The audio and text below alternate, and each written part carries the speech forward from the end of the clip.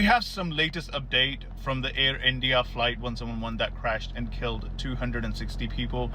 And the report is just very, very strange. So here's what we know so far. Just 3 seconds after the flight took off, the engine fuel control switch were flipped from run to cut off, which is from on to off. And this cannot be done automatically. This has to be done manually by the pilot. Now, this switch being off resulted in no fuel going to either of the engine, which resulted in no thrust whatsoever because there was no fuel supply going to either of the engines. Even though moments later the switch was turned on again and one of the engine did restart, but the plane had already lost quite a bit of altitude and could not recover, which unfortunately resulted in the plane crashing. Now here is where it gets strange, because the voice recording from the cockpit shows one of the pilot asking the other pilot, "Why did you cut off?"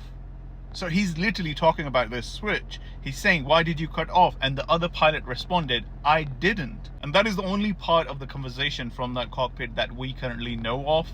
And aviation experts say that these switches cannot be turned on or off by an accident or by a bump or vibration. These switches are designed to be operated intentionally and manually.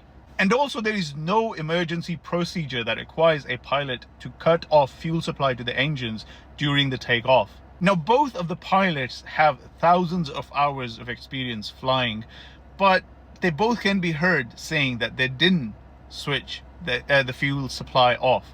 So the question is, who did? And how did it happen?